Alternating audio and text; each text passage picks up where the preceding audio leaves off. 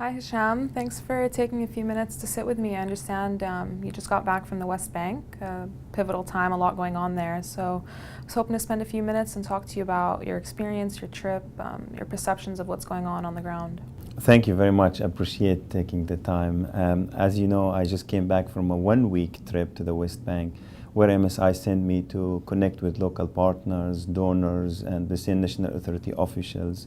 As you know, I was born and raised in Palestine, so I have emotional attachment to this part of the world. And it is absolutely heartbreaking for me to see this vicious circle of violence is coming back. It is absolutely waste of energy for both nations, and absolutely very difficult for me to be at this very difficult time in Palestine. However, despite all this violence, I really felt that there is a sense of hope among the new generation of young people in Palestine. They really want to be educated. They're looking for jobs. They want to start families. They want to have fun. I never felt that before.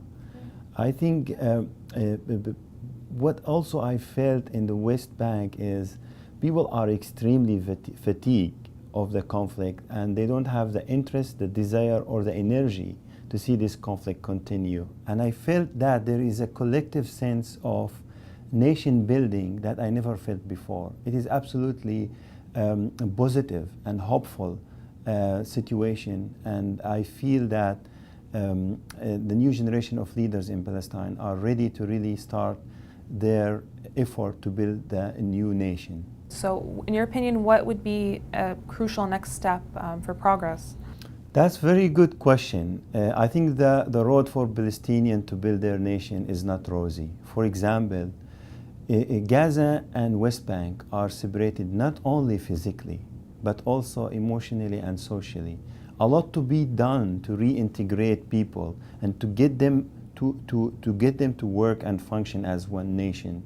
And I think, for example, I was driving close by a youth center that I contributed to launch a few years ago. And I was imagine if we could launch youth centers in Gaza at this moment, how much impact such youth centers will create for young males and females in Gaza. That's one aspect.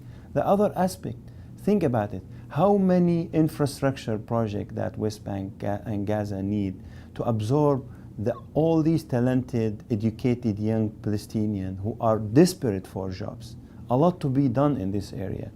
The third aspect, actually, if you go to any nation or any country or any state in the United States, you meet Palestinian people who are talented, educated, and have the resources to contribute in building the nation. The question here, how can we really bring their talent and their investment back to Palestine?